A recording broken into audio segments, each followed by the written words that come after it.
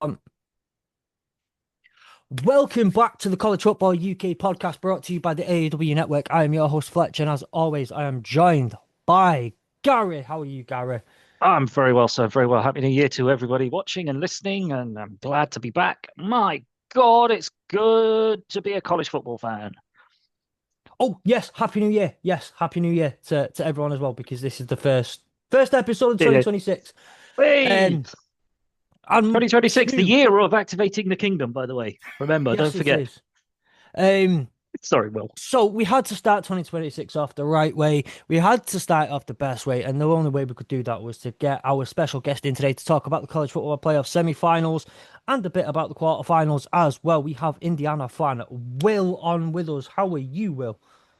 I'm bloody well happy to be a college football fan in 2026. I'll tell you that. And it's not just because of the fact that the Indiana Hoosiers actually won a playoff game this year and now in the semi-finals. It's we've had some absolutely amazing games, especially with the second round quarterfinals, whatever you want to call it, in this 12-team playoff. It's been incredible. And of course, we've also had the Pop-Tarts Bowl.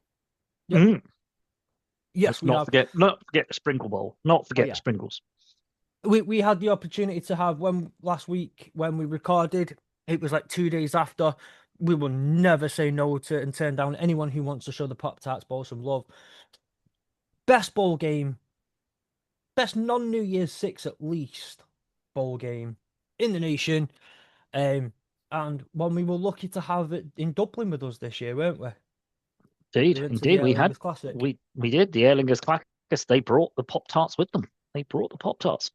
They did. While we are here, we are going to talk about the college football playoff quarterfinals.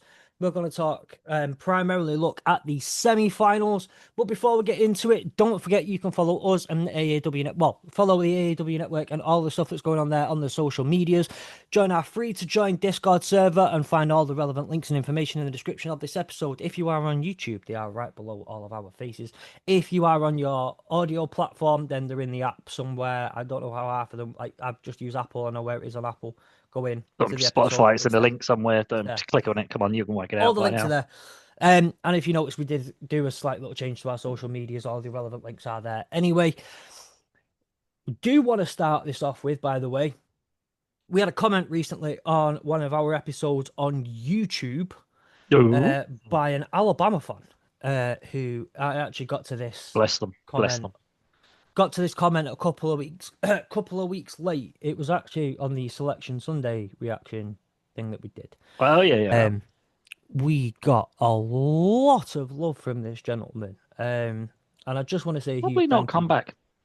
I want to say a huge thank you to this guy for leaving such a long-winded and thoughtful comment about how great it is to see us doing what we're doing, particularly from this side of the pond. Um, so thank you Kept for on the that. right side of patronising then. Um, anyway, so the only bit of news that I've got, you'll notice we haven't got any Nick, is that on Monday night we were treated to a wonderful game between Illinois State and Montana State. Montana State went on to win the FCS National Championship. The game, for some reason, was not on the zone. Thanks, Design. Thanks, Yep. the zone. Appreciate that. I mean, the biggest game of the week. Nothing else to show I mean, I on only wanted to ESPN. watch the 26 TMA Elton commercials in between, but still, That's all we come were on, looking Design. for. Yeah. We only wanted the commercials, but seriously, come on, DAZN. You've actually spoilt us this season with a lot of stuff that we've been able to watch, and we thank you for that. But how did you drop the ball and not show us this one? It Yeah. ended up being an absolute blinder of a game, but it's the out loud. It's the one thing you should definitely make sure you show to fans of this wonderful sport that is college football, who may or may not have a clue who these teams are, but it opens the door. And here's We the championship game. Here's the best of this lot that you may not have heard of.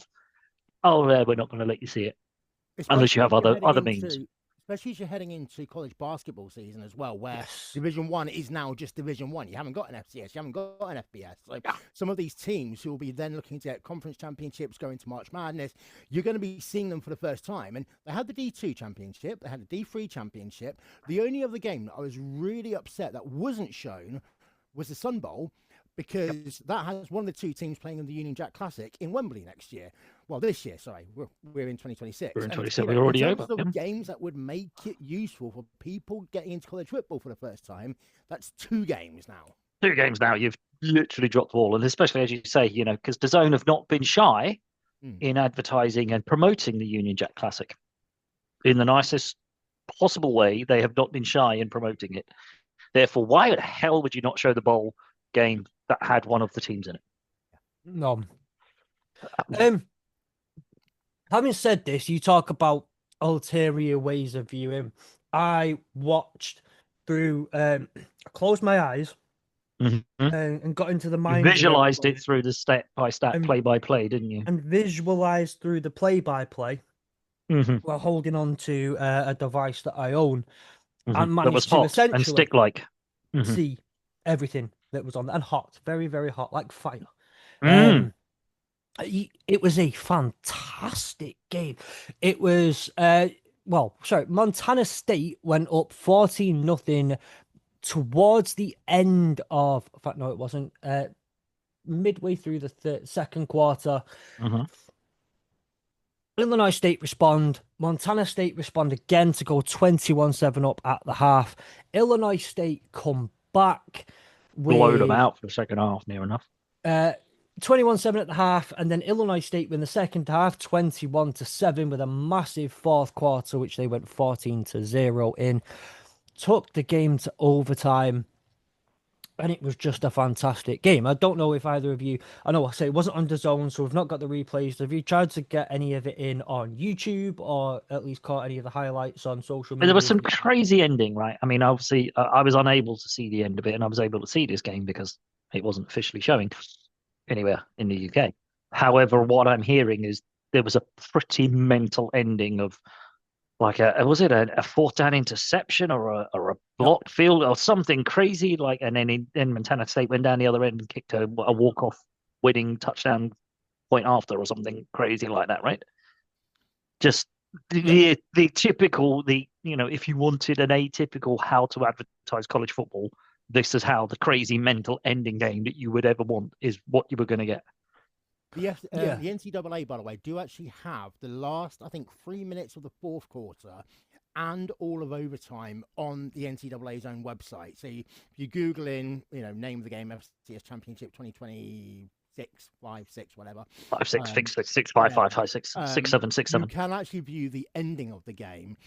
It's just annoying because, as we keep on talking about, we're in an era where we're not even talking about a Power 4 conference anymore. People's putting the ACC to one side, trying to push the Big 12 to one side, make it a Power 2 conference. No one else cares. No one else matters. Yeah, there's 136 teams in the FBS, but there's an entire hierarchy of football. And if you're like into your football in a Association Football UK sense and you don't support a Premier League team, this is exactly the same, just in terms of American college football. And it is so much fun to watch just because you can chuck on a game. You've got, the original bowl game, Harvard-Yale, for example. You get to see that every year. All the way down to Division 3, where it is the purest form of college football. No NIL, no scholarships, just guys that want to play some football. And it's incredible. And as we talked about, these bowl games are the last time some of these guys are ever going to pad up. The last time some of these guys are ever going to play football in their lives. And if they're playing a bowl game at Division 3 level, it's not going to be that pretty. Yeah. It's not going to be the old bells and whistles like the SEC sort of, playoff championship game. But it's going to be guys putting their bodies on the line for that one final moment. So you're right. Not having it shown, not having it shared was such a mess. The game went so. It starts off, Illinois start off the game, punt, touchdown, drive to end the half.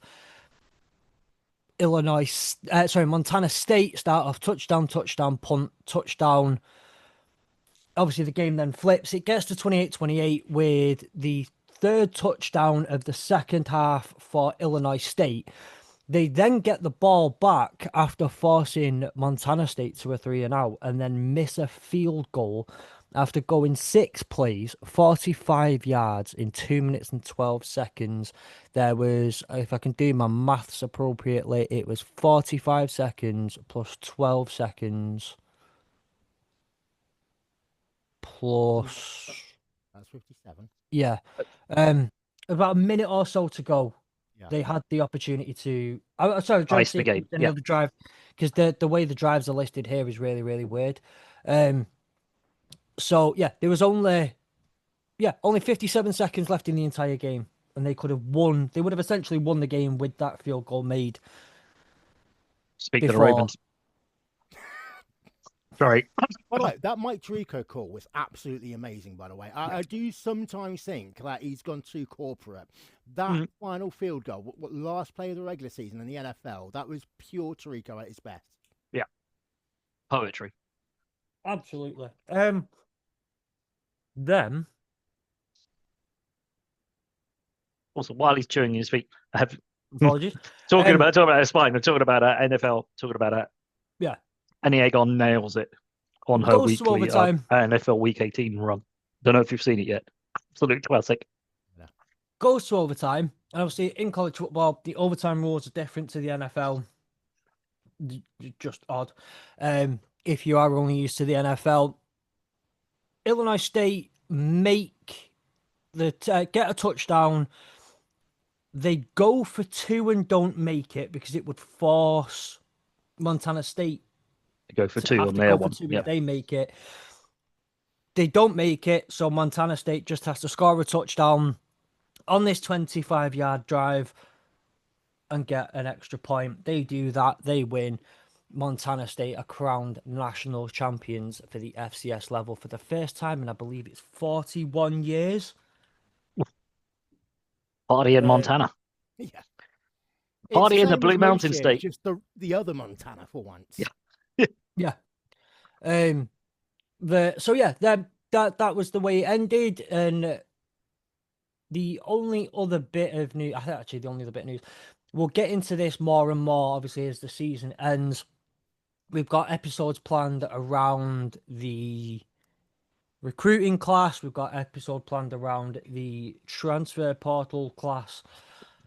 Transfer portal. Can we which has just sorry, been before we chaos. jump, I have to just I don't know if anybody else has been aware of it, and I know I saw something today where Penn State have changed their logo. I don't know if you've seen it, the new Penn State logo. I shared Absolute it. classic. You shared it. Beautiful. 19 players from Ohio State have transferred from the portal to Penn State.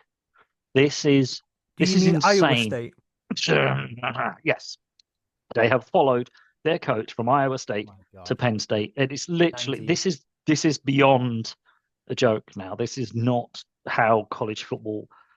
I think I read it was a week before or something. We read something where there were like 75% of college eligible players were currently in the portal. We're seeing reports of players being forced into the portal. I think there was a Kansas. Speaking of Dublin this year, Fletch, I'm pretty sure I saw something like one of the linebackers for Kansas has been put into the portal without even requesting it. It's kind of like, oh, I'm in the portal, guys. Great, thanks. Sorry, Kansas. Love being here, but this is the way of the world now. That the portal is so crazy. The NIL and everything else is such a bizarre situation. Yeah. Players are being If you take it back a step before NIL, the portal is useful for some players who might either have been injured and lost a scholarship or lost a scholarship because of someone else. They could go to another university and continue on a scholarship, get a degree, get some more playing time. Yeah. That was fine. That was kind of the idea of the portal, right? It was those players who were on the fringe, whose scholarship was taken away. Other places had a spare scholarship. Yeah. You could get an education and you could continue playing. Yeah, same for walk-ons as well, of course. Yeah. And I've got to be slightly careful what I say next because, of course, there's a certain coach who was coaching at JMU who now coaches for Indiana who pretty much used the portal to his advantage to take pretty much everyone he had from JMU that he could and move them over to Indiana. And we're seeing that more and more and more. A coach goes, a player goes, or they'll all go en masse, which in some ways makes a bit of sense, because if you got a cohesive O-line, a cohesive D-line, you don't need to rebuild from scratch. And if you got you don't need to tell the players your scheme, etc., etc. Yeah, it makes perfect. From a winning now and making sure that you're successful when you move into a new job, it makes perfect sense to take a good team underneath you. But it's still a load of crap. It's still an absolute load of crap for the organizations outside of that. If you look at it, for, as you say, for JMU, they then had to completely rebuild. Or, for Iowa State, they now have to look around and go, we've only got 17 players on our roster next year. What the bloody hell? Where are we supposed to find another 78 players to fill out the squad? Yeah. Speaking of the transfer portal, though, there is one thing a couple of things that have come out. One is a really, really good piece of news in Jacksonville State defensive end Emmanuel Come on. I had it. You had it earlier. So sorry. This is my... Sorry, Emmanuel. This is my boy. This is our kid. We hit him up earlier and everything as well. Oyebadejo, that's the one. Boom. That's our kid over there, mate. That's our kid over there. Loretto College to Florida. From Loretto College in Manchester to the Florida Gators in the SEC. Make sure it's the Florida Gators, man. Portal move. And again, as I said on a video before, because I tried to do something around it, the news happened. It happened yesterday, but it only got to me this morning. And like, if you can't tell, if you only listen to this podcast and you're not quite sure, especially from the States, Manchester is my home. That's my city. That is where I'm from. And we've had John Amici go into the NBA, and well, he had a very great career in the NBA. We've had Menelik Watson in the NFL, who had a career with the Broncos and the Raiders. It's so cool to see someone from Manchester go on, and that's not to take away from this. There's like Sam Fenton, who plays for the USF Bulls. He's from London, did the whole NFL academy, and went to the Loughborough College. There are loads and loads more of UK and European players going over to college and having great careers. And the Irish guys, especially a lot of the punters and the kickers, who've gone over there and having amazing careers at this moment in time. But it's one of the first few times I've ever heard the name Manchester come up, and it just struck a little chord in me. So very, very proud of that, and hoping I might get to chat to him soon. So I'll say that's our kid over there. So the only other piece of news I've got, though, because obviously we're going to talk about all these different transfers. There is one really interesting piece of news. The Washington Huskies are suing quarterback Desmond Williams Jr. I wondered if you're going to bring him up, because he said, "Hey, I'm staying with the Huskies, yay!" And then signed a $5 million deal, NIL deal with the Huskies. 3 days later, enters the portal with a do not contact tag on it. It's to be believed that it was LSU who were in for him. The day the news broke and that he hit the portal, and the news that he was probably going to LSU broke, as it was happening, Sam Levitt was sat next to Lane Kiffin at an LSU basketball game, checking his phone. The next day, Sam Levitt books a visit in with Tennessee. And then Washington, so the Washington Huskies, apparently it's over like a $6 million deal now that LSU were offering, with Washington now basically essentially going to sue him and say, "You're going nowhere, my friend. We have just committed this to you." It's a chaotic situation. This has all happened within the last 24 or so hours. And this is going to be, for a while, the new normal in college football. This is going to be it. And as they say, Washington will sue Williams for $5 million for this contract he signed. Williams will go, "Okay, LSU are giving me $6 million. Here's your $5 million, and I'm making $1 million." Yeah. This is going to be the norm, unfortunately, until we can somehow regulate what NIL deals get thrown around to people. And good luck with that one. But yeah, this is just the first case of, "Yeah, I'm sticking with you." And in the nicest possible way, Ole Miss and Chambliss is probably the next advantage that will come along. if he gets his waiver and he turns around and he's already said, I'm staying at Oxford and I'll listen to the places where I want to call home and where I want to finish my career and until someone comes along and goes, here's $10 million. And he goes, yeah, Old Miss is great, but I ain't that good. Thing is, in the nicest possible way. From a where am I going to get more exposure point of view? Yeah. Let's be honest. LSU next year are not going to be a great football team. No, but they are going to be television, though, aren't they? They are going to be television. They're going to get a lot of probably 12 o'clock or 3:30 kickoffs on ABC or ESPN, because let's be honest, it's the SEC, it's on ABC or ESPN. But Washington are, I'd say, always a top third to be thought about Big Ten team. Yes, they're not Ohio State. Yes, they're not Michigan. Yes, they're not currently Indiana. But they were great in the Pac-12. And I think everyone focused on Oregon, on USC and UCLA coming from the Pac-12, and they sometimes forget the Huskies actually have been in the playoffs before themselves. And in terms of them, they've got their own little unique broadcast window as well, because they are, what we used to call Pac-12 After Dark. So we still get that TV time. Yeah, they certainly got, like, as you say, a selling point whereby it's like, hey, don't forget, once everything's finished over there, we've still got a window of playing. We're still playing big games in the, as you say, now the Big Ten. We're still playing some of these bigger teams, but we just happen to be playing them at the end of a Sunday or a Saturday afternoon for you guys. So it's it's very interesting. It'll be interesting to see if he does then commit to wherever it is and what happens from that point of view. Or whether they do kind of get him on the finish line and go, nope, come back. Yeah. You're not going nowhere. Not going anywhere. And if they have that power, and then, if it would be interesting to what I suppose college football does need in general is a college or an organization to go, no, you're on the hook for this. And that's it. You're not going anywhere. It's supposed to be called the NCAA. Oh, they do absolutely nothing unless it's generating them some more money. Yeah, unless the NCAA are making a massive cut of it, then then. But as we were speaking about 8 days ago, sorry, just to add on to that point though, as we were saying 8 days ago, there's the whole thing with the college basketball and how, because obviously the NBA works slightly differently to the NFL, and with all the international program people coming through, you are seeing some skip college, but there are a lot of players in the NBA who never went to college, who were sat very low down on rosters, who are now being tapped up by colleges looking at potentially taking some of these pro experienced players who don't have much, with no college eligibility or plenty of college eligibility left, and bringing them in.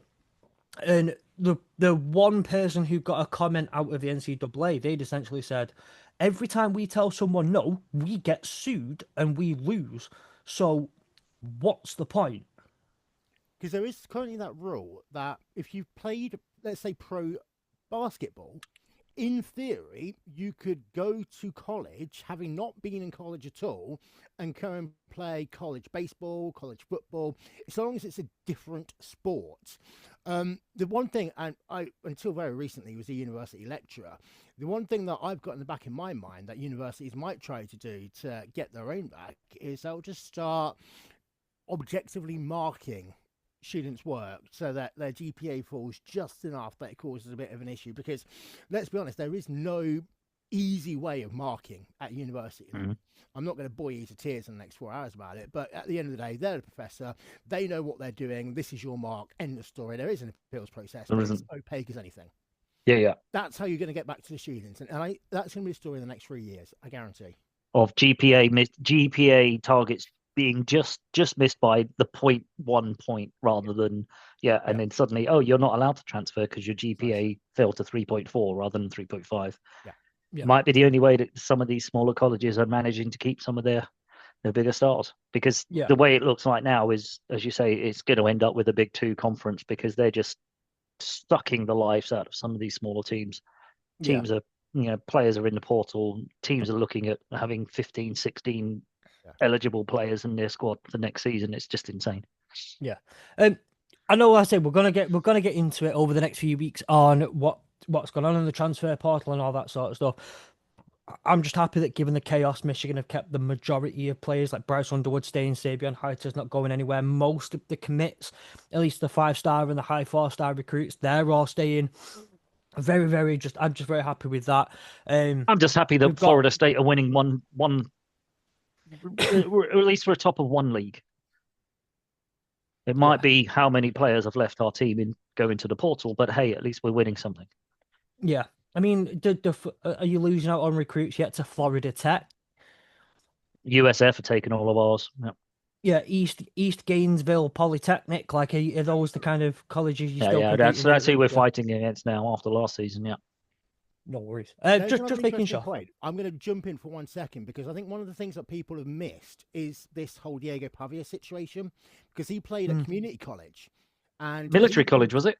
No, community college, which isn't sanctioned by the NCAA, and he's been suing the NCAA to try and get this extra year of eligibility. So he got a judge order for this year. He's trying to say he's got another year for when he realizes he's going to be drafted about 2076. Yeah. But there's didn't work too badly for Brock Purdy, by the way, Pavia. Just saying. But there's going to be this other layer down the line where some people think, okay, I can do my little bit of time in junior college, get notice, get my NIL money, so I start earning the second I come into real college. And that's, again, just another money-making machine that's going to go on. And I think it is going to be your mid-majors, as I'm going to call them, then up to the Power 4, and then up to the Power 2 is a kind of hierarchical system. Because let's be honest, you then get, 7 years of college? Yeah, you'd end up with, And then players are going to be coming into the draft at 24? Well, 7 years, up to 25, 26. 25, 26, And then, redshirt, but then freshman, especially if you redshirt, and you got 5, 6, 7 years of eligibility, and then you turn pro at 25. You get 5 years if you're lucky, and you're out again. Before you know it, you're meeting Philip Rivers down at the seniors club. Well, you're meeting Philip Rivers and his 78 grandkids. Yeah, precisely. I don't know. Is Philip Rivers going to unretire? It depends if No, he's done for the. The problem. Also, just while we're talking about Philip Rivers, I can't understand. He's done that. He's come back for 2 years. He came back for 2 games. He's now on IR for the season. What he's also done is now knocked his whole Pro Football Hall of Fame 5 years down the line. He can't now be eligible again for another 5 years. He was eligible this year. He turned up for a game and a half and ruined he was his a semi-finalist. And he was a shoo-in. The man was a shoo-in for the Hall of Fame. Semi-finalist. Well, that's the thing. You've got one. Was he guaranteed to be first ballot? Yes. Look at who else was going in this year: Adam Vinatieri, Luke Cooley, Philip Rivers. But look at Eli. I think's in this year. Look at his 500 billion children, and growing. And growing, the NFL insurance was due to cut off within the next at some point. weeks. Yeah, it was at some point he was getting cut off, wasn't he? So he saved himself a good few bob a month there on insurance. Just say that might be. I'll push back my Pro Football Hall of Fame if I don't have to spend 200 million a week in insurance to cover all my children. But anyway, that's it. That's I guess it for now as far as news goes. The main pieces of news comes with what's already happened over New Year's Day and New Year's Eve. Yeah, I suppose the only other news is Alabama's QB is going into the draft. Simpson is declared for the draft, and it's like I get why he's done it, because competition this year for QBs in the draft not great, not high. He's got more likely this year to get drafted 2nd or 3rd round than he has next year. Yeah. If he doesn't go now, he's a 5th or 6th round, late round pick. Somebody's going to play a practice squad. If he goes this year, he might go 3rd or 4th, just because he's a QB. That's my only thinking behind that. Yeah. So watch him go top 20. The NFL is stupid. As it turned to New Year's Day at midnight on New Year's Day, we opened. Well, UK time, obviously for US listeners, it hadn't even turned 2026 yet. We're in the future. Miami faced off against Ohio State, and I'm going to try and say this as neutrally as possible without the massive smile on my face that I just can't take off.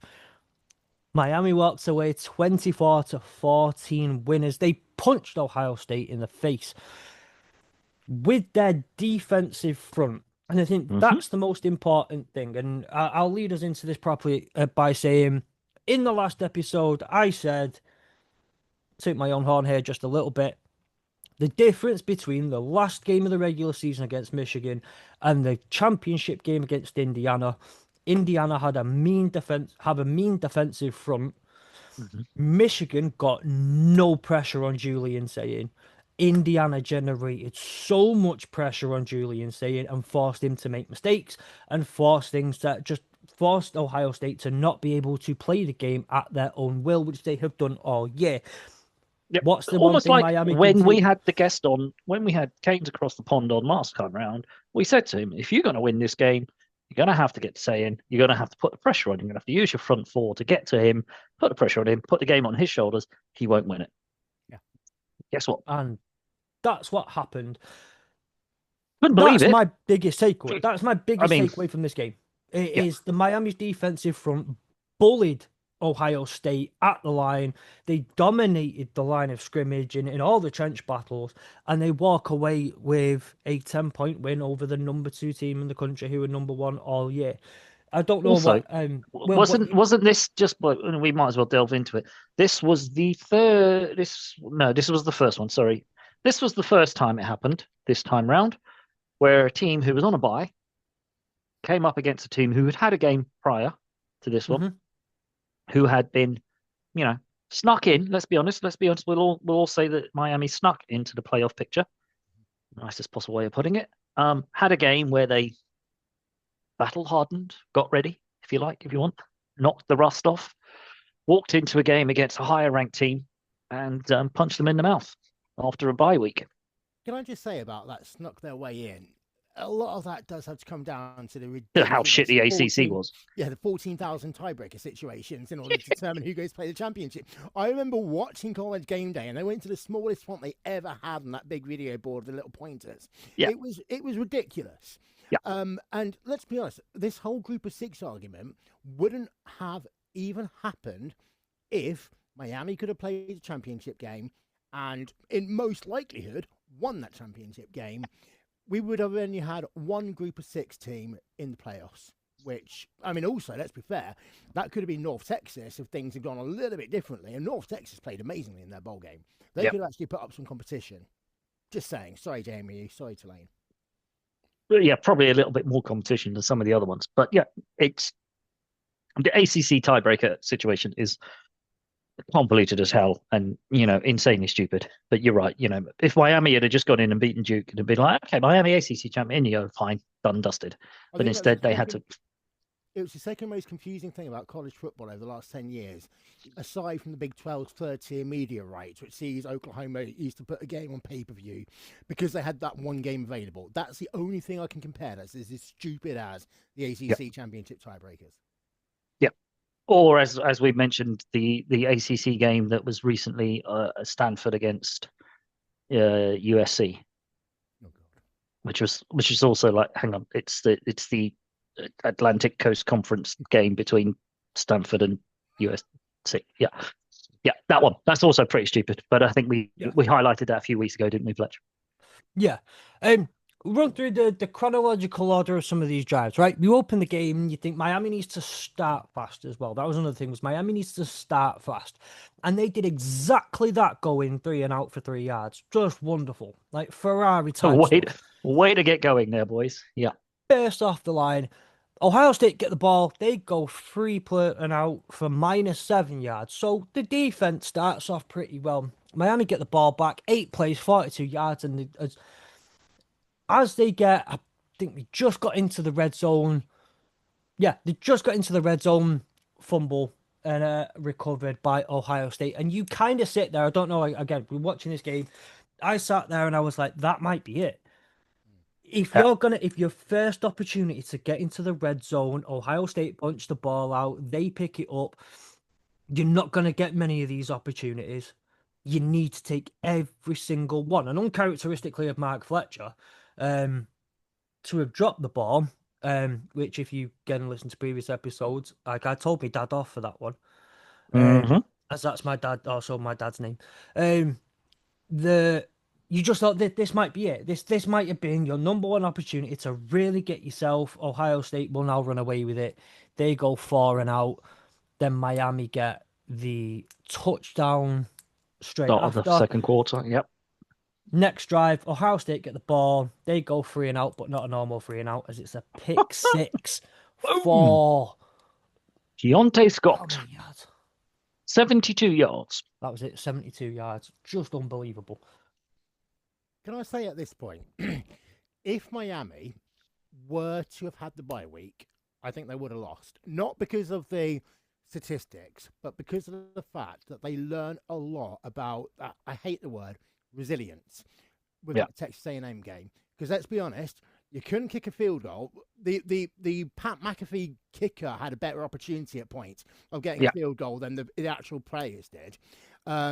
It was a case of every point matters, and it doesn't matter if you end up having a bad drive. You get back onto the field and you just try it again and find a way of pushing through. Had Miami had not played A&M, I think that Ohio State might have been able to influence their head a bit more. Yeah, I think so. I think you're right. As Fletch says, after that fumble, if Miami hadn't gone through the hell at Texas A&M and being literally nothing we can do here works, we can't get anywhere, we can't do anything. The wind's blowing us backwards. Can't kick a field goal. We can't do anything. Let's just knuckle down and get it done. Yeah, I think that stood them in good stead then, because otherwise, as you say, after a bye week, Ohio State get a fumble and they'd be like, oh, fuck's sake, and their heads could have dropped. They could have easily just gone, oh, this game's it's gonna be one of those days.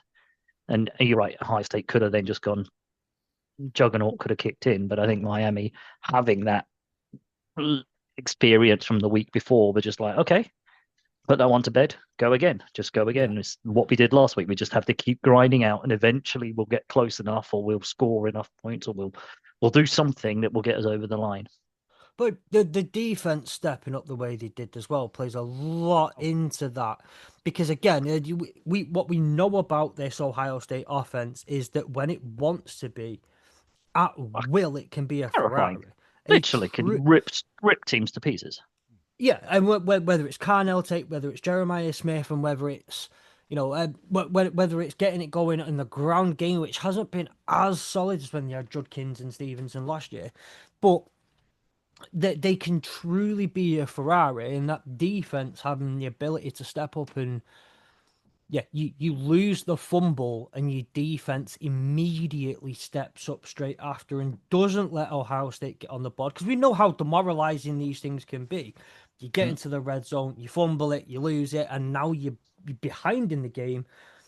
It takes it out of you. So the defense getting a stop, I think, helped a massive, with that ability to say, right, okay, let's go again. Shit happens. Yeah, we've got it. We're okay, because we're not down anymore. And you just continue to say to Mark Fletcher, you take it off, carry on. Yeah, bully at the line of scrimmage, and you just do what you need to do. And then Beck can sit back and just make the throws that he needs to make without, because let's face it, I don't truly trust Beck still. No, I don't think Miami do either. But they didn't have to, because as you say, their defense were stepping up, were being good enough that Beck didn't have to do anything more than follow the game script, do as he's told. Don't step outside of the boundaries of, don't try and be a hero, don't do hero football. Just give the ball to your running backs. Yeah. Short passes, dunk and dunk. You don't have to go for the big, Heisman winning scramble for 9 seconds and lob it down the field. You don't have to do any of that. You literally just sit in the pocket, hit the tight end, hit the quick outs, hit the slants, give it to your running back, because your defense were doing enough. Yeah. That obviously, like I say, the Miami walk away 24-10 winners. My 2026 had just started. You don't get a better start to 2026 than that, in my personal opinion. 2025 didn't finish great, but we're not talking about bowl games against some shitty little Texas teams. We are talking about the only bowl game that Sam would have watched. The only bowl game that Sam would have watched. Yeah. They book their place into the Fiesta Bowl on the January the 9th. 8th of Jan, officially, Jan 9th on UK time. Yeah. Our time's any time that matters anyway. The world revolves around GMT, UTC. The world revolves around UTC and GMT. So literally, it's 12:30 a.m. on January the 9th. Yes, sirs. The rest of those colonials need to catch up, right? Absolutely. The viewing figure just fall off the. I said, after what I said about Nick the other week with regards to Notre Dame versus the military. If anyone who was leaving now has left, Yeah, they've already gone. They never came back. Next up, though, I'm trying to remember the timings of the day because it was New Year's Day, doing all sorts of stuff with the family and the daughter, and Wasn't it? It'd be noon. Was it Bama, Indiana? Started No, off with we're Oregon, Texas Tech, wasn't it? Yes, it was. Yeah. It was. Okay, so what a one-sided game this ended up being. Yep. You know what? I remember the last time Texas Tech was good when, Cliff Kingsbury was head coach. And they were always one of those teams that if you had them on the schedule of your team, or you had them on the schedule of a team that you didn't like, you'd just put a little circle around it because you knew they could score, Texas Tech, 49, bucket 52 loads. points, Yep. just do whatever they want with you.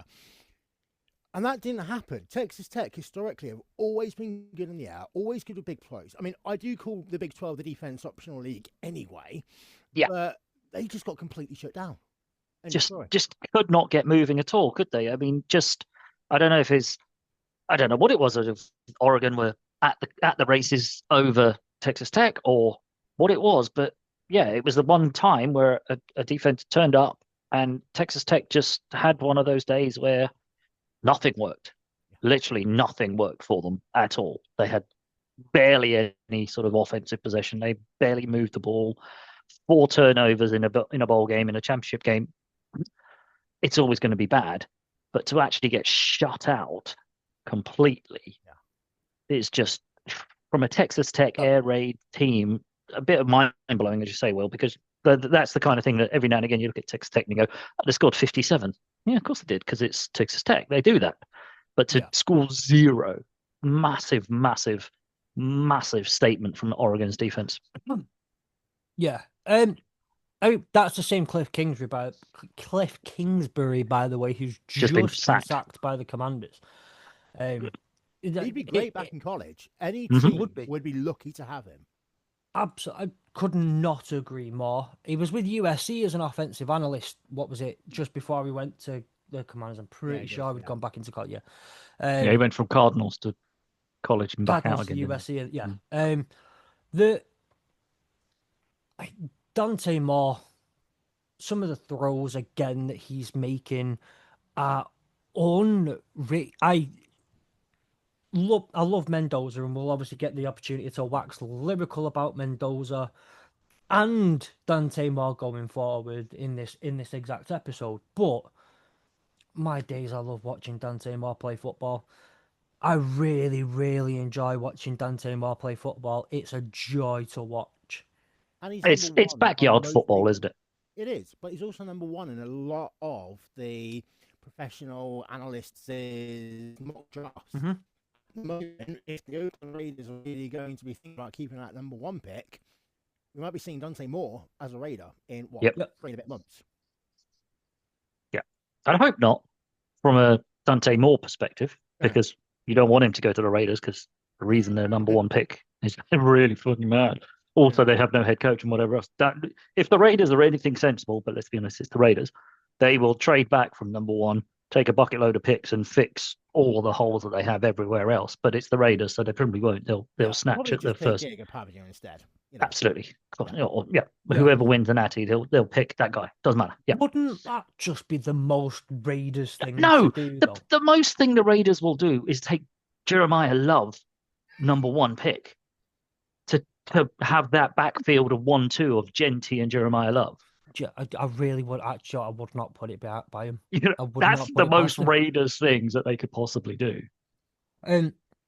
Quick note on. I'm going to put money on that, because that's exactly what I'm going to do. But quick note on the Texas Tech on the Texas Tech game, though, was just watching them against BYU both the times and watching them do the defense is so good, and it is a top defense for a reason. But offensively, they got to the point where they were, because if you remember, I think we were talking not that long ago, was like in The Simpsons when Homer was a boxer and he will get punched and punched and punched until you're off, until the guy was so tired he could just kind of push you over like that. the defense would do more than enough. That the offense doesn't have to do that much. You don't have to get Yeah. 25, 27, 28 points a game to win games. You can do it with 13, with 16 points a game.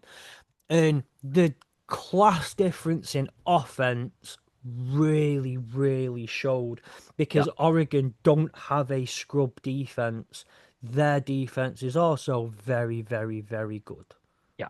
I think that the Oregon defense is, as I said, probably not as good over the season as Texas Tech's, but their offense is miles better than Texas Tech's offense. Yeah. And therefore, as you say, Oregon were able to go out and score points. Texas Tech weren't, and then they got behind the 8 ball. Then they started chasing the game, and then some of the throws that they made, just bad throws, Yeah. just bad, reaching for a double covered receiver in the end zone.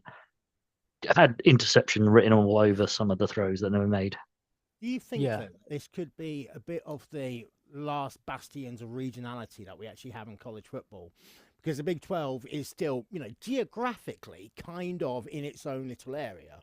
You already mentioned, Stanford versus USC on the West Coast of America. You've got the West Coast offense. You've got an Oregon team that played for so many years in the Pac-12 before being a part of those 4 teams that moved to the Big 10 that basically just chucked the Pac-2. I don't even know if they're going to be called the Pac-12, the Pac-9, the Pac-8. They have to be called the Pac-12, otherwise they lose a bucket load of money. You're right. Yes. They lose a bucket load of money. They'd still be the Pac-12. Pac-12 All-State or Pac-12 State Farm. We can't quite work out what they're going to be called. Be a good neighbor. But the thing is that Oregon moving to the Big 10, have refound themselves as a football team, which is great, but also are having to play a lot more variety of teams compared to what they used to do in the Pac-12, and what Texas Tech would do in the Big 12. Because let's be honest, SEC teams aren't going to look at a schedule and say, you know what, I'd love to do a home and home against Texas Tech. The money's not there. Just SEC teams, they would love to do a home and home against cakewalk teams. They're not going to pick a team that's going to actually give them a game, aren't they? Yeah. Whereas, I think that's right. Oregon have been thrust into, I suppose, in a way, but also they chose to go there.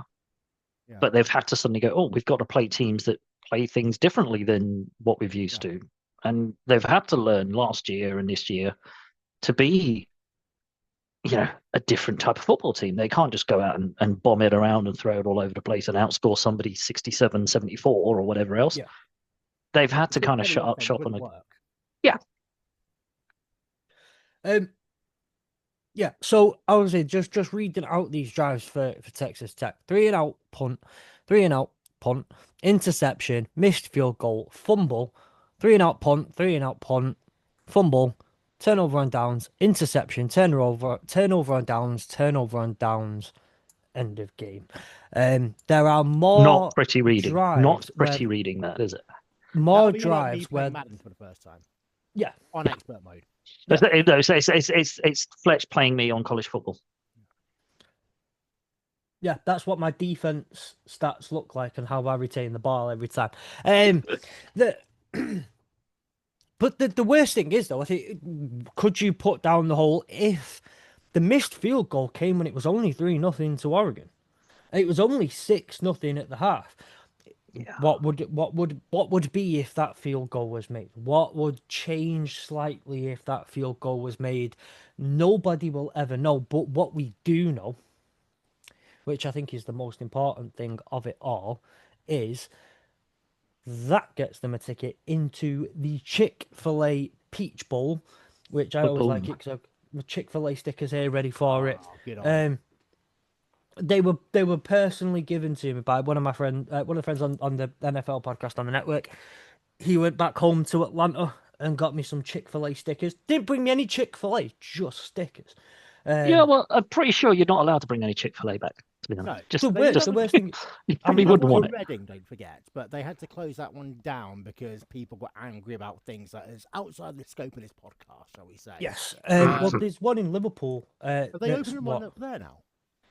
They opened up, I think it was 6 trial locations. One in Belfast, one in Liverpool, one I can't remember where I think one was in Leeds.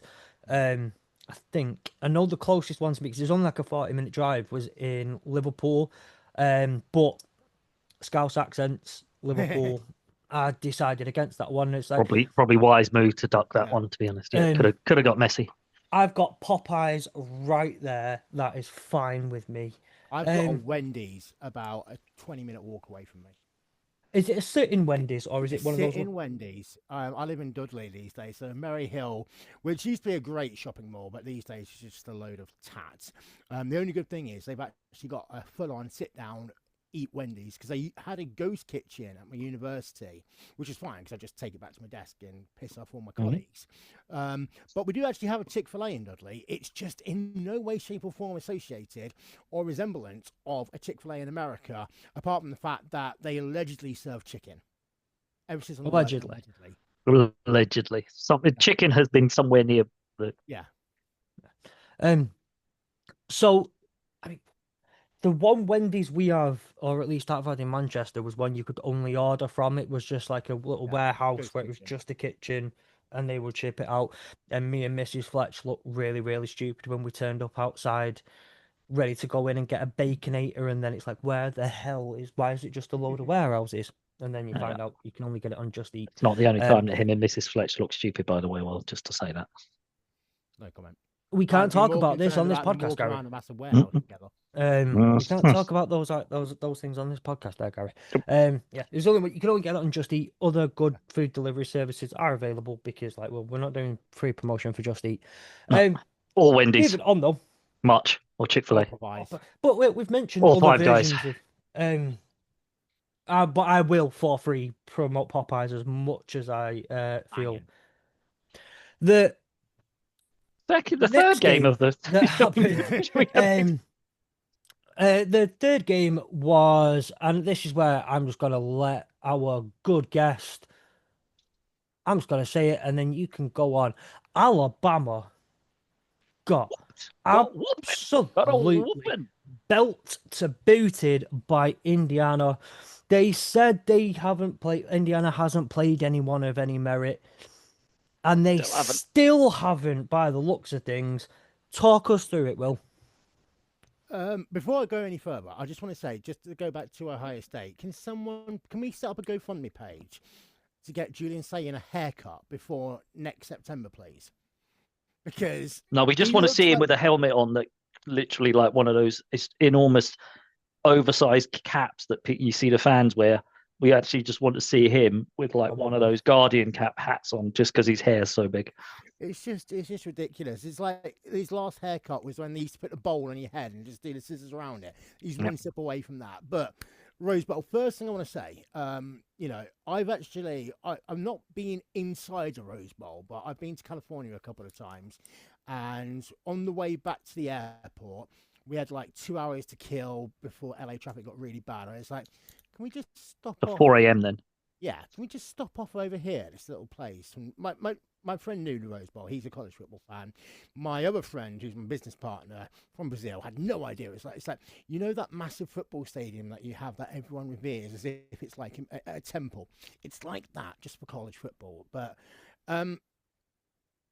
before I get to the game, there's these people that say the Rose Bowl is not fit for purpose anymore. On the other hand, you've got people saying the Rose Bowl, should host every national championship game, so on and so forth. The one thing I do like is that they still play it on New Year's Day. In its traditional 4 p.m. Eastern, which is 1 o'clock West Coast time, or sorry, noon West Coast time, get that one right. And the reason for that is, beforehand, you have the Tournament of Roses, which they did catch a little bit of on College Game Day. And funnily enough, as soon as the Alabama float had actually gone through the cameras that College Game Day were recording at, all of the cheerleaders, everyone else associated in terms of the band, etc., got off and just ran into the stadium. And for about 75% of the people, it was just a dead Alabama float. And that represents the Alabama offense, defense, and everything else. Everything about Alabama in the game. Yeah. And there is some history between Indiana and the Pasadena area as well. There's actually a load of people from Indiana that basically went to, quote unquote, create Pasadena as we kind of know it. They wanted somewhere warm. let's be honest, Indiana's bloody cold at this time of the year. You see, That was the whole point of the bowl games that we've spoken about before. It's spring break, come early, go somewhere warm, have a week, have a holiday, play some football somewhere warm. Have a holiday, have some fun. I, as well as being a massive IU fan, the reason why I'm an adopted Hoosier, as they call me, I got into Indiana sports through the Indianapolis 500. The biggest sporting event in the world in terms of how many people you get through the gates, which in some years is above 400,000 people, which is just stupid. And you see Indiana in winter, it's just snow. The week before the game, there were snow warnings, and there was actually people who were a little bit worried whether or not they'd be able to get the flights to get out to LA California because of what the actual weather conditions were going to be. But I read somewhere something like 78,000 Hoosiers went to that game, and the Rose Bowl, if I remember correctly, holds about 100,000. So just 103 or something. In terms of atmosphere, already Indiana were winning, but it's a home game near enough, right? Yeah. Alabama's got a larger, bigger band. They know how to make some noise. Their fans definitely know how to make some noise. But their fans can't travel that far. Their fans aren't flush in the nicest possible way enough to travel across country. Yeah, they've got their pickup truck. They've got their pickup truck. And they got their cousin wife to come with them. I've got to be a little bit careful because the university that I used to work at, we actually had a partnership for a while with Auburn University, who you guys beat in 2013-14 for the Natty. And I've heard many a good, many a bad story about Alabama, including a shootout at 4 o'clock in the morning outside of Motel 6. Nice. Just the way it is. But just as it goes. It's just an average Sunday morning. Yeah. If I can sum up the game as simply as possible, it was as if Nick Saban had transformed into the body of Kurt Signetti and just basically played a Nick Saban game for Indiana the same way that he used to coach Alabama. And we have all the memes, all the jokes about, does Kurt Signetti ever smile? He does once in a while. But when he's in game mode, he's in game mode. And I think that whilst you've seen so much, and I try very hard not to be anti-SEC because I'm a Big Ten fan for life. I'm an Indiana Hoosier fan for life. I've got the tattoo there. Yep. But the Alabama fans were coming in. As you said, Indiana have played no one. They said, we're going to roll over them. It's going to be some ridiculous score, 33-0, 46-3, whatever. They, first of all, they didn't show up for the game, and they came into that game so arrogant, not only as a team but as a fan base. As soon as you took that wind out of them, they had nothing to come back from. Yeah, and they had no substance to it. They're all bluster, Alabama. They're all noise and we're Alabama, we're Roll Tide, we're Crimson Tide, we're this, we're that. It's punch in the mouth, scrape away that outer shell, if you like, get into the skin of them and give them a smack in the mouth. They haven't got a plan B. They haven't got a backup. They haven't got. Suddenly it's like, oh, hey, you're playing us. You're fighting us. We're Alabama. You're not allowed to do that. Yeah, it's that sense of entitlement almost. Yeah, and the Nick Saban approach worked so well because it wasn't necessarily how much ahead you were or behind. It was that last 4 minutes of the second quarter, the first 4 minutes of the third quarter. If you owned that part of the game, you had a 75% you flip the game. chance. You flip the game or you own the game. Yeah. The amount of times I've seen them do that over the years with Nick Saban in charge, that was great. Under their current leadership, it's as if they haven't got that person to go in at halftime, get someone's towel and start whipping it around people's faces, saying that you need to buckle up. Yeah. Stop playing the fancy play. Stop pretending that you're better than the other team. Go down into the trenches. Or stop thinking you're better than the other team. That's what Alabama do. They come in thinking they're better. Because, historically, and as you talk about Saban and stuff, they had that years of invincibility. And, Alabama would roll in and they would be 7 points up before you'd even kicked off because it was Alabama, it's roll tide. And I think this generation of Alabama players are living a little bit off of that. Yeah. And, as you say, once you get into them, once you prove the point, once you realize that they're there for a game, they don't have an ability to resist or ability to bounce back or ability to get back to the game plan. Their game plan just falls apart. Yeah. Whereas you say, Signetti just came in and went, here's our game plan. Here's what we're going to do. We're going to execute something. We're not going to do anything silly. We're not going to do anything over the top. We're just going to execute our game plan. We don't care about them trying to fake us out on fourth down. We don't care about them doing all sorts of crazy stuff. As you say, the memes where he's just stood there watching going, it's fourth down. Obviously, you're going to take a timeout. Nobody cares about you moving 78 players around on the line of scrimmage. A great meme, and it's gonna run and run of his face. He'll almost probably overtake the guy standing in the Major League Baseball with the blue gilet. That's going to be the disappointment face from now on. It's just going to be him going, just get on with it, because he just got his team coached to such an extent where it did not matter what Alabama were going to do. Indiana were going to come in, they were going to execute their game plan, and they were just going to be better than everybody else. Fundamentals. And that, again, and I don't want to keep on with the whole, this is Nick Saban 2.0, because as I said earlier on, Signetti had a different run to him being head coach of Indiana compared to the other disciples of Nick Saban that's come through over the years. But the fundamental aspect is the important part. You're right. It's not, let's just go and lob the ball down the field and see whether or not we can get it on first down. If not, we still got 2-3 plays to go. No, it's about managing each element of the game. The run game isn't the best, but it's still effective when it needs to be. Mendoza can throw a long pass, but he doesn't do so every single time. I mean, he's been sacked enough times this season as it is that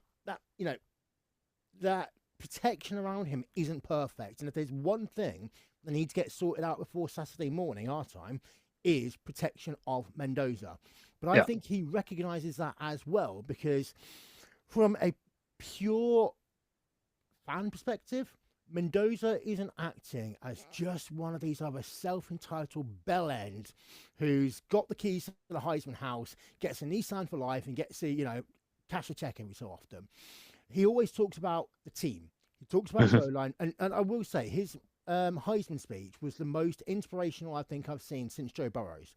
And I was a massive Joe Burrow fan when he was down at LSU, of course, played with Ohio State, moved to LSU, did that National Championship run, and who did he beat on the way? Bama. And I think that team dynamic is something that you can't buy in the portal.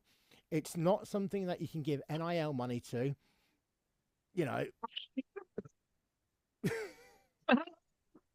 Sorry, yeah. Buying a team ethos from the portal doesn't work, guys. Hello. Yeah. It comes down from and everyone says it's top down. Yes, it is top down. Sig has got to get his entire team that he brought from JMU over, get them to inspire each of the individual units on the team and transfer it down from there. But it's also bottom up. Yeah. If you're that player, that running back that's having a crap day, all it takes is someone else to come over to you, pat you on the shoulder, have a chat, regroup you, and build you back up. And I think that a lot of teams in this NIL era are focusing too much on themselves, and they're not focusing on the other. A lot of the players are. I think a lot of the players are doing it. There's a lot of self-entitlement to the players. It's like, I'm on an NIL deal. I don't need to go. Yeah. As you say, I don't need to put the hard yards in. I don't need to work the training fields of those days where things just aren't working for the O-line. Where you can just go up to them and go, don't worry, you'll get it. Just keep working at it. Or, a lot of the self-entitled big splashy players who are now on those big deals don't have that. And I think that's the difference, as you say, what Mendoza has brought is a glue to everybody else. It's not just about him. It's about he has lifted that team, but that team has also propelled him to be in the national spotlight as well. So I think he's aware of that. He's not in the center of that universe. That universe can exist without him.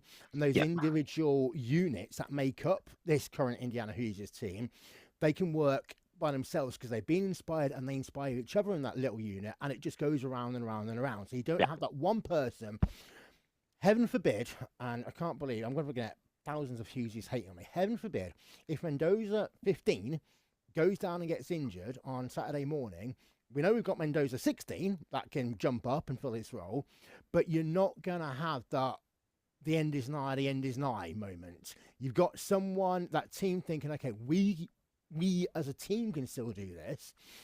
And I think that's what Alabama's lost. They've lost a lot of that team dynamic, which was drilled into them by D's nuts Nick Saban.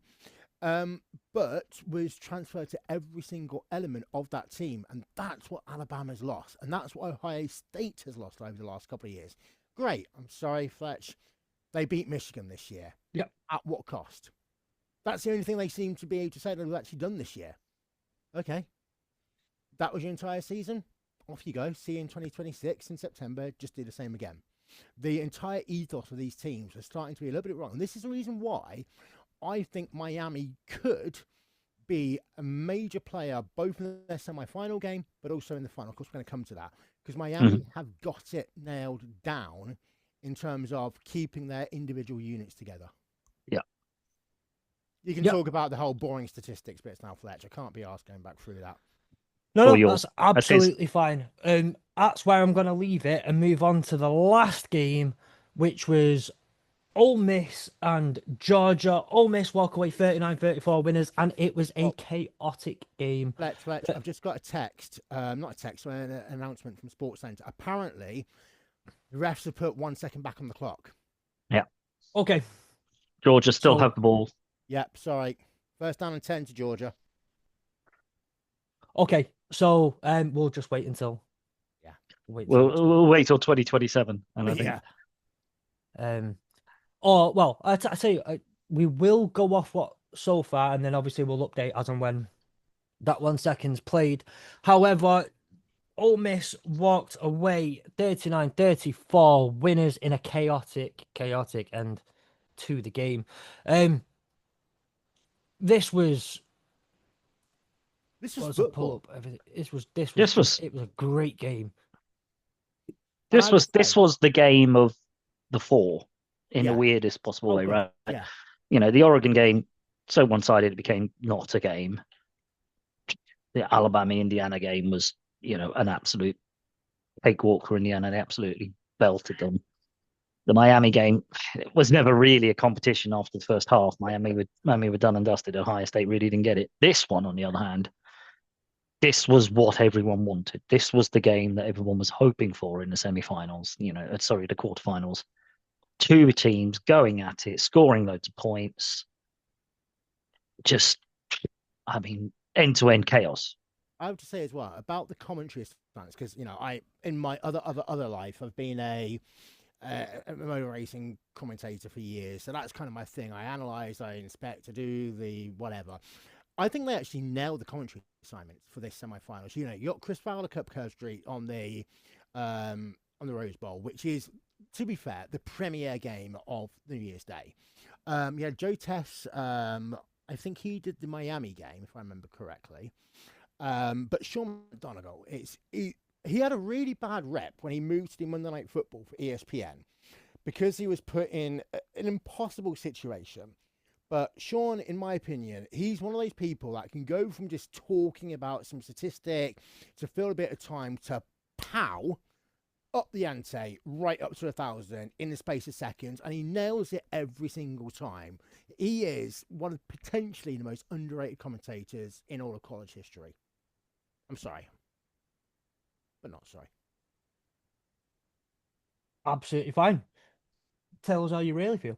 We love tangents. It's not something that we've even contemplated so far on this pod, but the commentating aspect of it is a new nuanced layer that we're now going to disappear into a rabbit hole and learn about. Yes. Well, I am anyway. I don't know about Fletch. So I want to read you, by the way, because I think this is crazy. So where obviously as the games happen, where I get my stats from and where a lot of people get their stats from as the games are going on, I'm going to read you the final play of the game. 0-0-0-1. SG, Stockton, Gunner, pass short to the left, complete for 4 yards to Young Colby, caught at the UGA 35 and advanced to the UGA 35. Lateral to Jones, Cash for 1 yard to the UGA 36. Lateral to Lucky Lawson for -3 yards to the UGA 33. Lateral to Jones, Cash for 5 yards to the UGA 38. Lateral to Young Colby for -7 yards to the UGA 31. Lateral to Young Colby for -5 yards to the UGA 26. Lateral to Lucky Lawson, 7 yards to the UGA 33. Lateral to Jones Cash for 13 yards to the UGA 46. Lateral to Young Colby for -14 yards to the UGA 32. Lateral to Lucky Lawson for 0 yards to the UGA 32. Lateral to Bell Dillon for -11 yards to the UGA 21. Lateral to Maddox Adrian for -2 yards to the UGA 19. Perkins, Sunnitrine Jones, Andrew, clock 0-0, 1st and 10. And you can drink your own brew now. And breathe.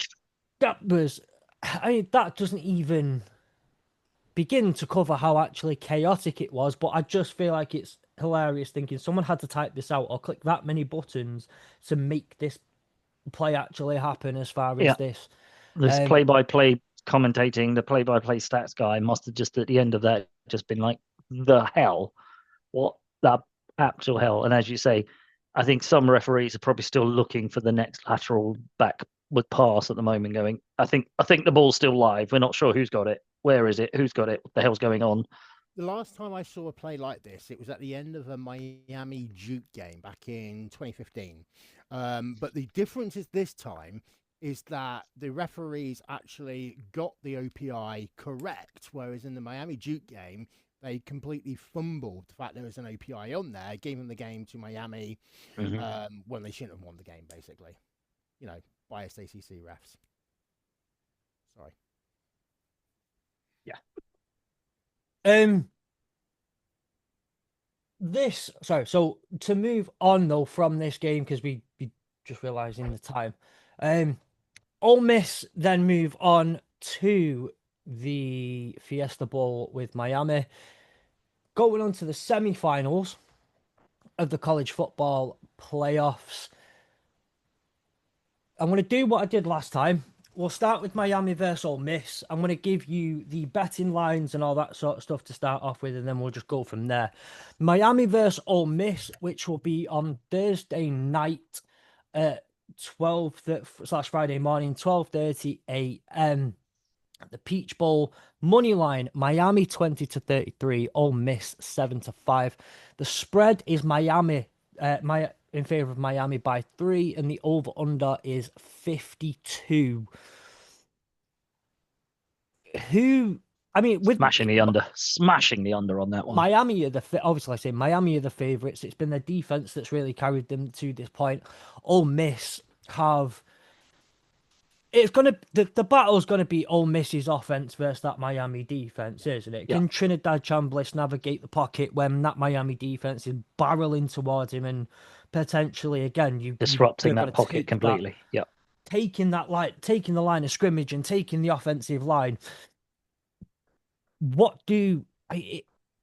else do Miami have to do? Is it just a case of getting Mark Fletcher going like they did against Ohio State? What's the plan here for Miami? Same shit, different day. Do what they did last week, quite frankly, because that will be more than enough against this Ole Miss team. I know this Ole Miss team's probably slightly better. Probably not. Their shoulder still. Yeah. Still got the chip on the shoulder of nobody thinks we should be here. We've now beaten the 7th seed, the 2nd seed.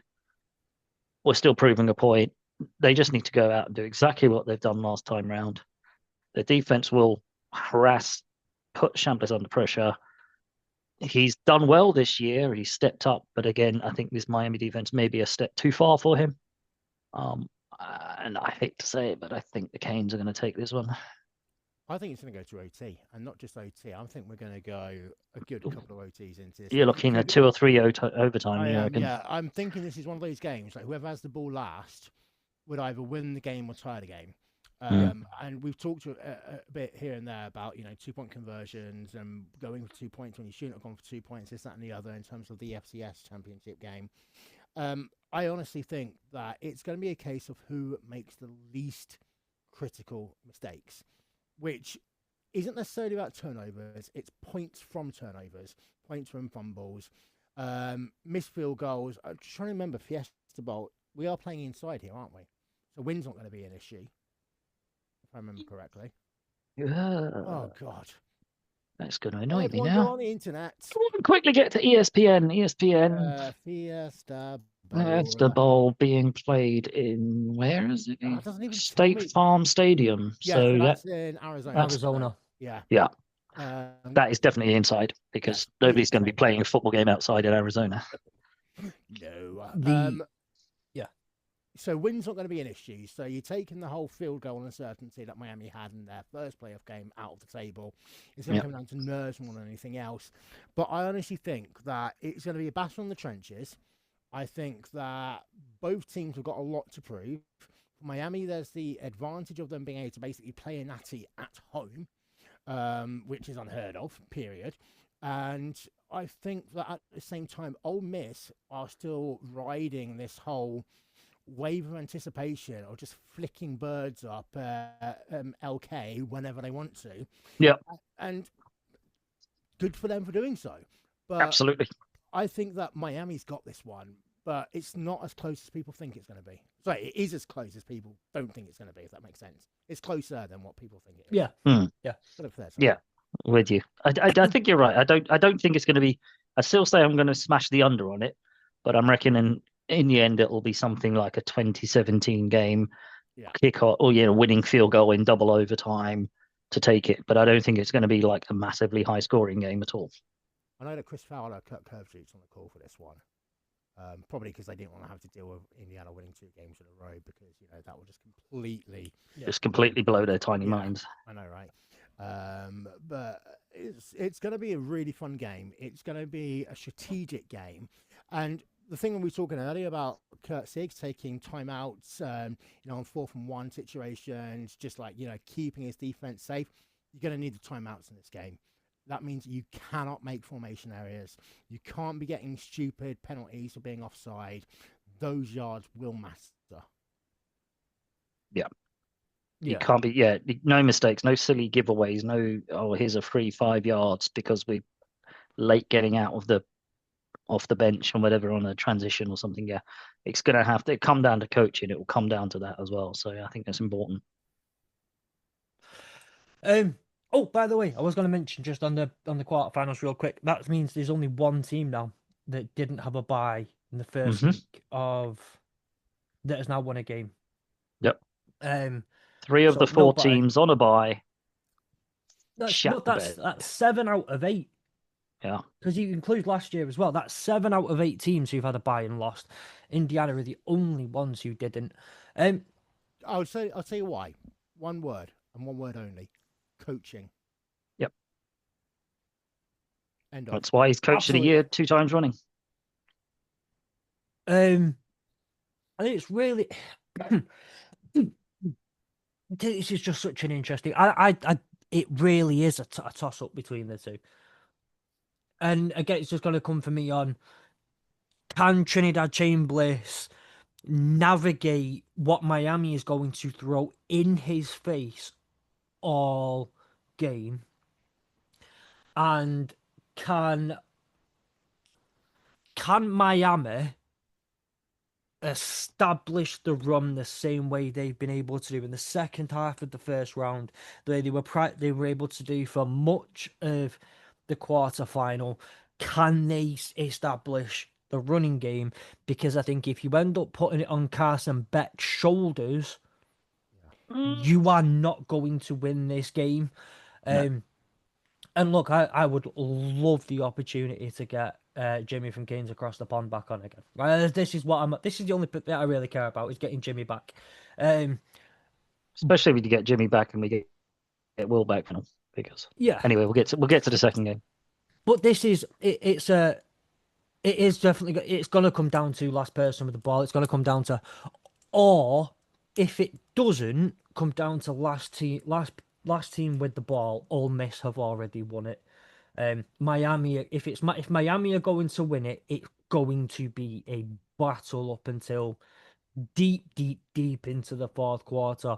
The only team who could have the possibility to run away with it a little bit would be Ole Miss. I don't think that's going to happen, but I'm not saying that's what's going to happen.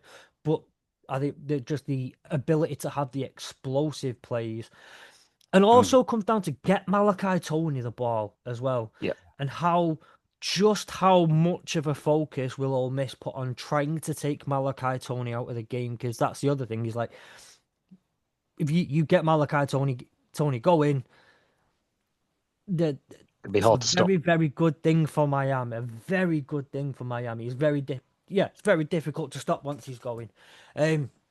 So I think it's absolutely going to come to the point of for Miami on offense, it's going to come between Malachi Tony and Mark Fletcher and how they get them two going. If they can't, which I do, it'd be interesting to see. I think that battle for me because Ohio State was often they faced the top two potential defenses in the country at this point in the playoffs. They had the best defense in the country on third down in Texas A&M, and now they've faced what was the best defense in the country in terms of scoring points allowed, yards allowed, and just about every other bloody stat.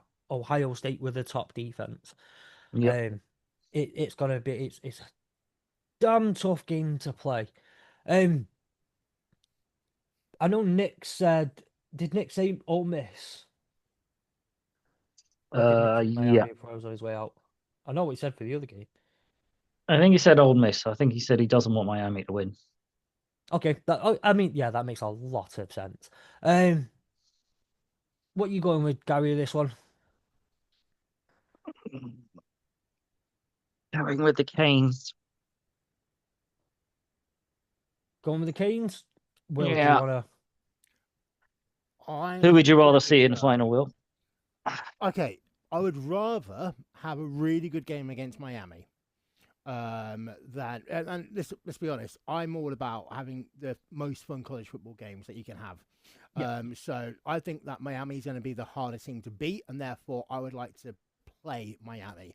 In terms of the game itself, as I say, I think it's going to go down to OT, and it's going to be a case of who can keep their metal together the longest. And this is where having the stability is going to help Miami. Because as much as, they've survived without LK for long enough, the difficult thing is when you get down into the OT situation, you're going to have to go to page 496 of the playbook for that magical play to make.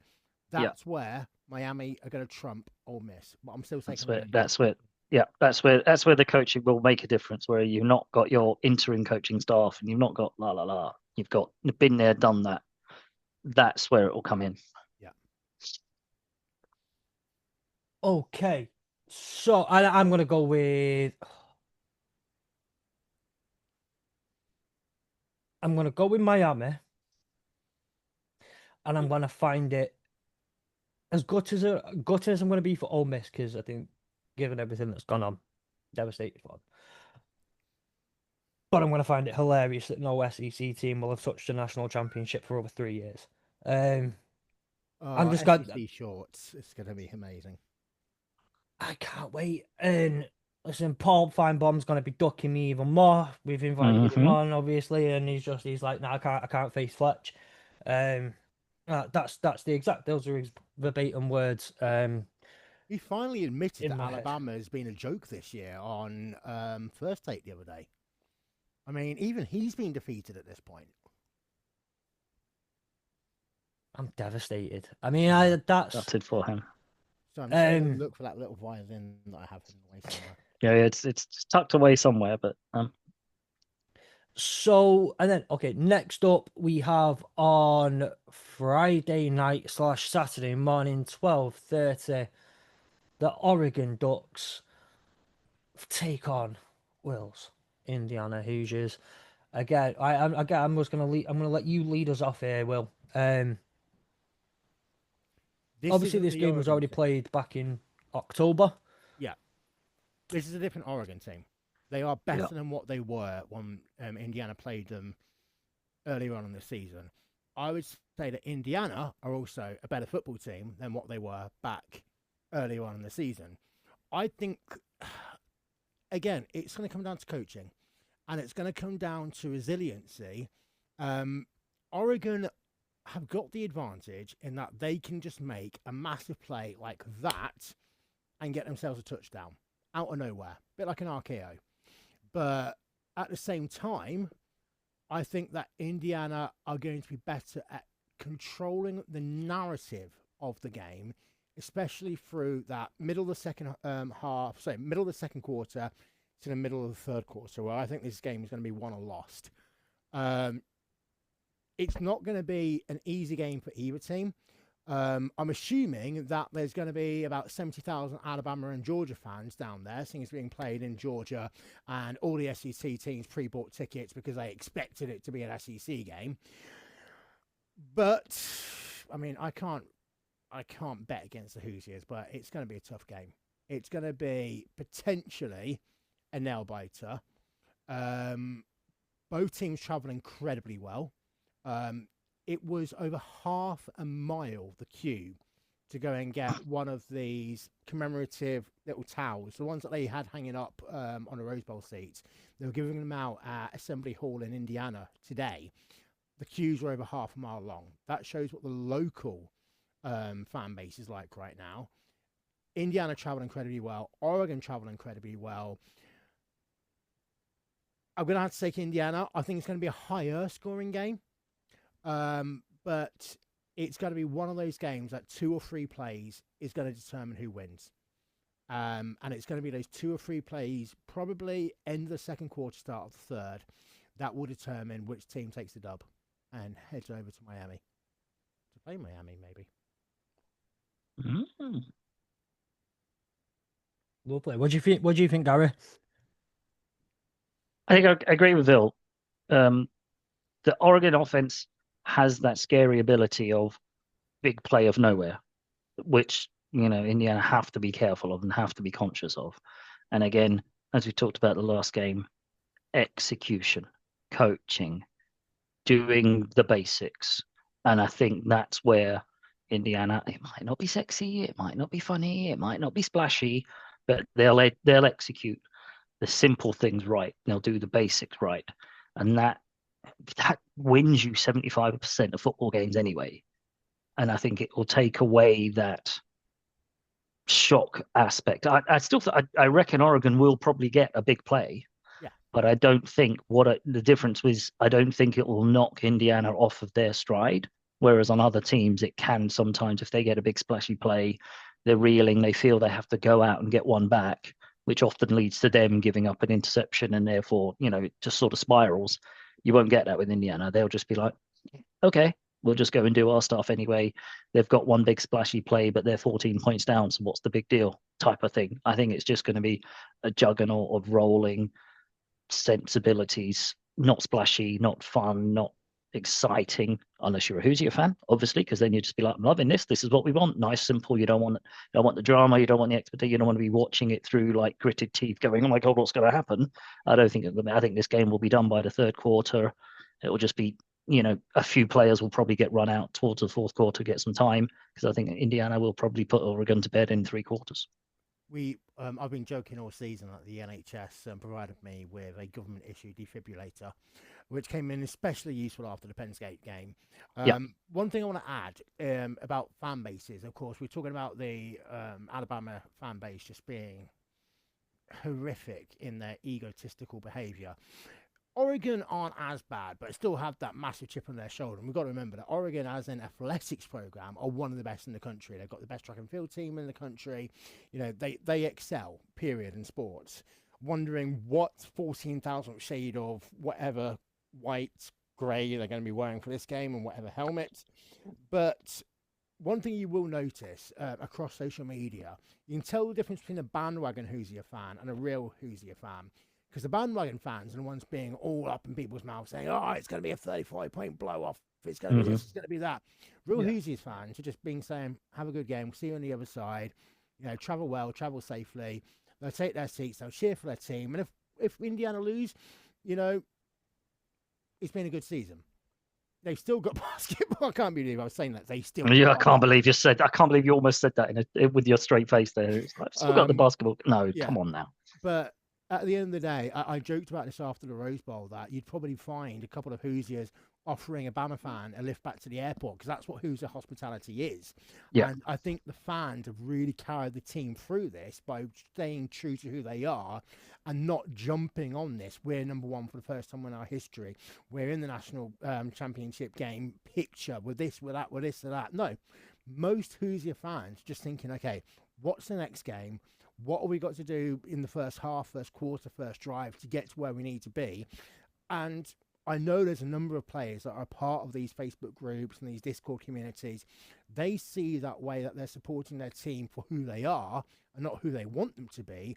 And that's translating, in my opinion, to some of the way that these players conducting themselves on the field. Yeah. That's amazing. You said that in the most sarcastic way possible, just then. Mm-hmm. Yeah, the sarcasm there was palpable, I think. That's just me. I have not. That's the Mancunian. Yes, the Mancunian coming through. Yeah, it's just me. It's like, you know, the whole like you take that look off your face. What fucking look on your eye? It's just my face. Resting bitch face. I can't help it. Again, it's just my face. There's very little. It's not going to be resting bitch face by this time next year. It'll be resting Signetti face. I'd take that 100%.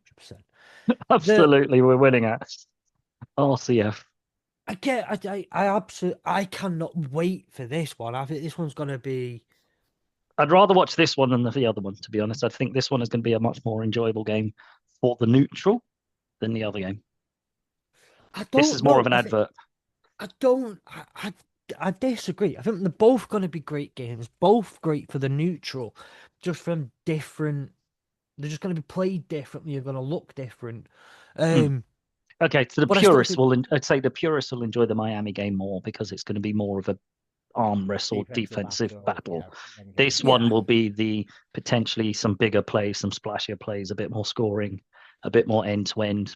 But I still think Indiana will come out on top at the end of the third quarter. Yeah, for me, the one thing I'm looking at in this more than anything, well, two things I'm looking at. Number one is if this turns out to be a dogfight, who do I trust more? And that is Indiana and Fernando Mendoza and Kurt Signetti. As much as I love Dante Moore, as I previously said in this episode, as much as I think Dan Lannon is fantastic, I just trust Indiana that bit more when it comes down to if this was a dogfight. Yeah.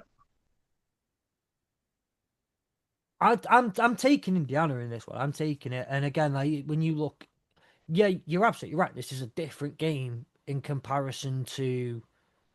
Hang on. Wait a minute. Sorry. So we all took Miami, and potentially we're all taking Indiana. Well, I'm not changing. Well, I'm pretty sure it's safe to say you were taking Indiana, Bill. I mean, got to prove, mate. I can't get ink to prove it. That's going to be pretty weird for the whole pod because I'm pretty sure Nick's parting statement was, "Hope your team wins." Yeah. So Nick's taking the Hoosiers. And the thing is, Fletch, by default, you normally have to pick a Big Ten team, but are you going to go with the older, longer, more established Big Ten team or the newcomer? What the Pac-10 team? Yeah. And also, I suppose once you've chosen, I've got a comment around who's made the Final Four. Come on. Get off the fence. Get the splitters out your backside. Who are you taking? Big. Yeah. I've already said taking the Hoosiers. Right. Okay. I've said it twice. Cool. Just double check it. Do we think this Final Four, and it's the first time I think ever that there's been a Final Four that doesn't have Bama, Georgia, the Big Four in it. Is this the sign of things to come? Yes. Is this year an anomaly? Yep. Do we it's think a sign of things to come? Yeah. The old guard as such no longer have guaranteed rights to be, it's always Ohio State v Georgia and it's always Bama versus Michigan.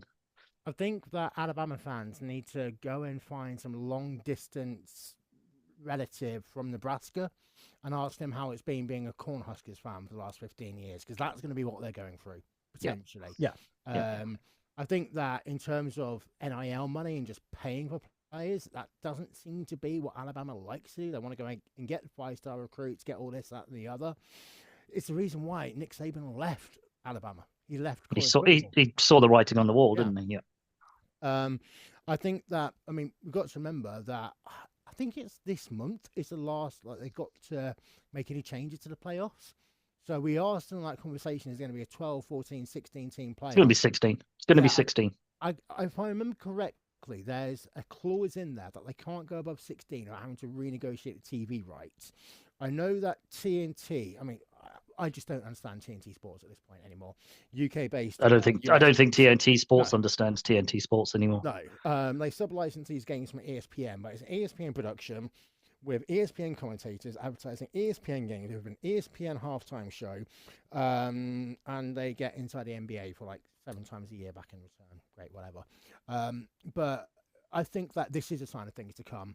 And what I'm really hoping is that if they do expand, we get a couple of games to show the true strength of the group of 6. Because the same way that we were waxing lyrical about D3, D2, FCS in terms of, really good competitive football matches, if you turn on Maction on a Tuesday, you turn on, a little bit of the, I can't remember what it's called, Mountain West, for example. They've got that weird CBS deal that goes on every so often.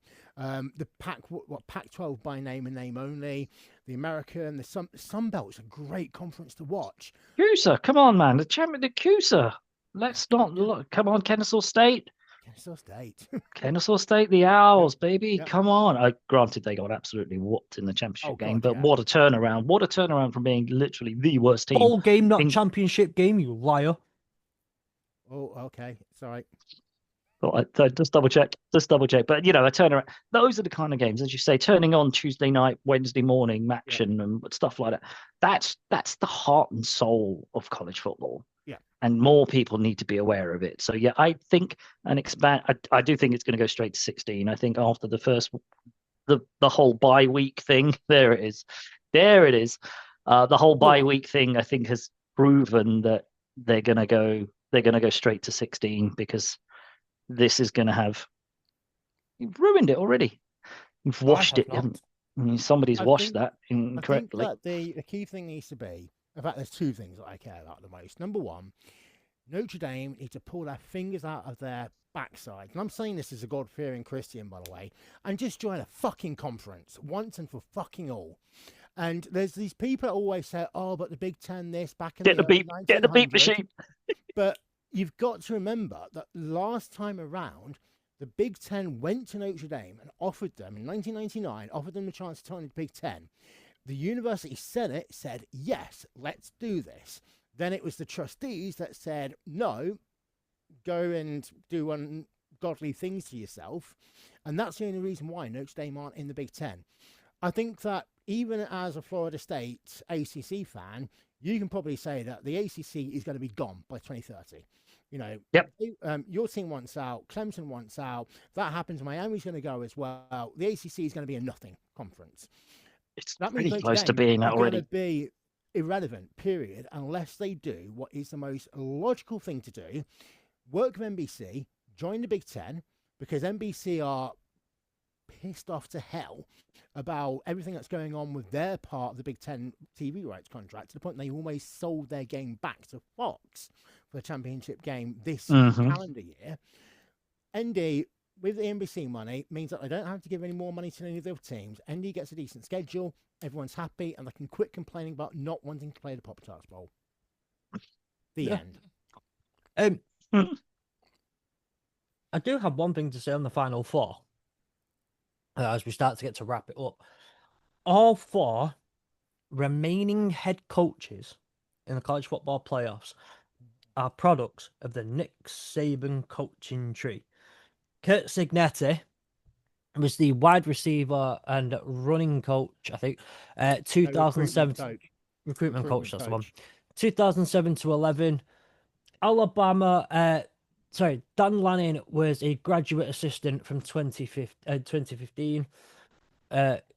Mario Cristobal was the assistant head coach, O-line coach, and a recruitment coordinator from 2013 to 16. It's just this TV is like the worst pixelated parts. Then you had, why is this so terrible? Need to zoom in on it. Where in the world? PC world. That's where you need to go, mate. He's on his TV. He's trying That to was look it. at it. It's not what. No, it's the writing because it's not just DC. He was the Pog well, Pete Who? Golding. Who? Pete Golding Who? Pete Golding is that? was the defensive coordinator and interior linebackers coach from 2018 to 2022. All four products of the Nick Saban coaching tree. Yeah. It's interesting. You see it in the NFL. You see it from the Shanahan tree or whatever it is when they were all at Washington and they've all disseminated everywhere. And how many of them are out there? I'm not sure it's called the Shanahan tree. I think who was head coach underneath. But it's Saban coaching fingerprints are going to be all over college football. It's inevitable. The guy coached in college football for how long? Inevitable that there's going to be coaches who rise to the surface and take some of the stuff he's learned. And the guy knew what he was doing. Let's be honest. He's the daddy of coaching in college football. So he knew what he was doing. So of course you're going to learn from him. It's inevitable that players and coaches who learned under him will now become head coaches and rise to the top. This is probably next year. You'll probably find even more of them in the playoffs. The funny thing is, though, is that when Nick Saban was first at LSU, then Bama, there was that whole thing. Yeah, Nick Saban's great. He is a generational college football coach. But not everyone was thinking initially about the tree beneath him and all that. I remember for a while, a lot of people were talking about the Chip Kelly coaching tree. Let's go hold these massive signs up with 4 random pictures on there because we want to run a play every 15 seconds. What the hell is it? That's not going to work in college football ever again, just saying. But I think that the way that Saban was able to actually make his success work was by decent delegation, running an effective scheme from the top where his fingerprints were over everything, but he gave people authority and a bit of ability to do what they needed to when they wanted to. But he's probably the last generational old school college football coach. We talk in 10 years' time, we're going to be talking about a new breed of coaches that's adapted to NIL, that's adapted to the transfer portal, that's adapted to just finding talent rather than going around, Texas high schools or IMG at the age of 14, 15 to get them to commit to a university. And can I just say, by the way, I don't know how it came onto my YouTube feed, but I watched the Under Armour next All-American Bowl with a load of basically high school kids. It was a train wreck. Absolute train wreck. And I don't say this because of the quality of the play. It was the attitude of the players driving around these little remote control Lamborghinis. If a Saban, or someone on his coaching tree saw that, they would be spitting feathers. They'd be decommitted.